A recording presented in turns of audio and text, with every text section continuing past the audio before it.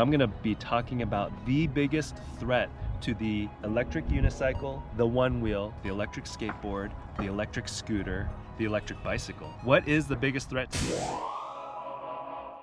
I think the biggest threat to these things are the rules, the regulations, the legislation that uneducated and uninformed people make. In the entire country of Germany, you cannot ride on any of these electric devices. I'll call them personal electric vehicles or PEVs. You cannot ride them in public.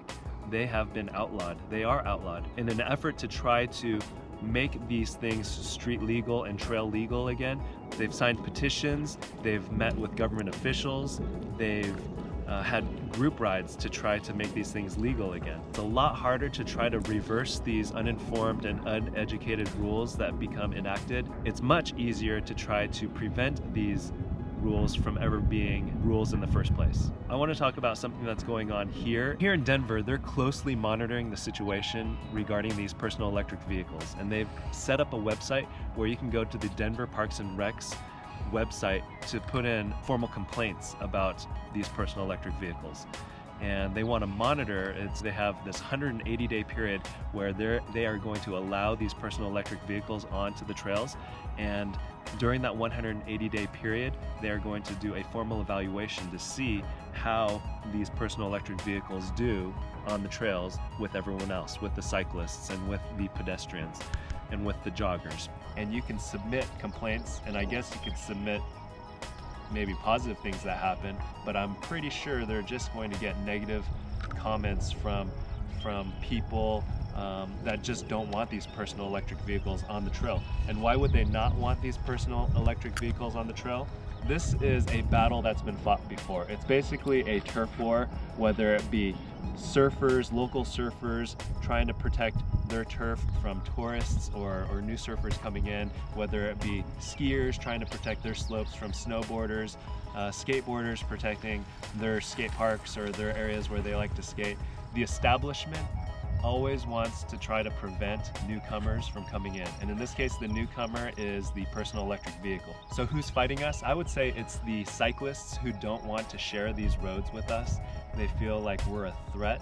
Maybe they've had a bad experience in the past and they don't understand the technology. Whatever it may be, I feel that we as a community have a responsibility to try to educate these people. We need to be more responsible. We need to be more respectful on these trails. And as we do that, hopefully we can win over the haters and the naysayers. And even if we don't win them over, we won't give them any ammunition to say, hey, the one-wheelers are jerks, we should kick them off these trails. The last thing we want is rules and regulations, signs being put up saying no motorized vehicle, no one wheels, no scooters, no electric scooters, no electric skateboards. That's the last thing we want. Let's be good citizens and let's share the trails with our fellow cyclists. We need to be able to show people the positive side of these devices. These personal electric vehicles are getting us off of our couches, they're getting us out, they're getting us exploring.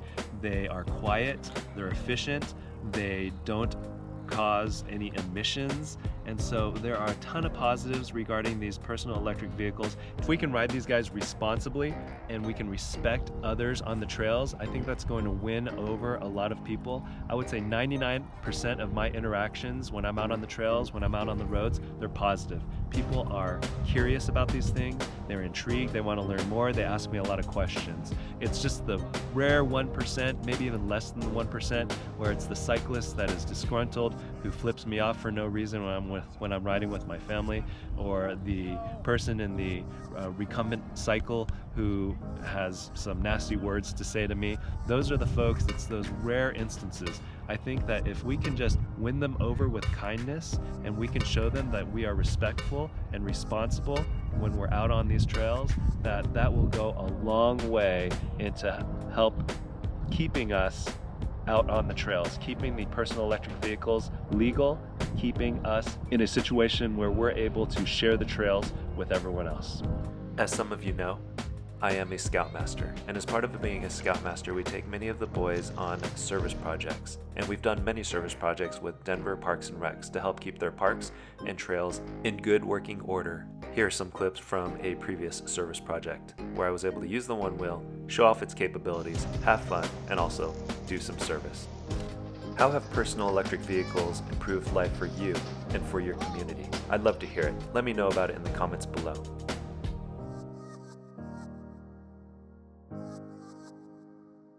Visit the website down below. I think if there are enough of us to talk about the positives about these personal electric vehicles, that will go a long way into gaining public favor. All right, so thanks for watching. We'll catch you in the next one.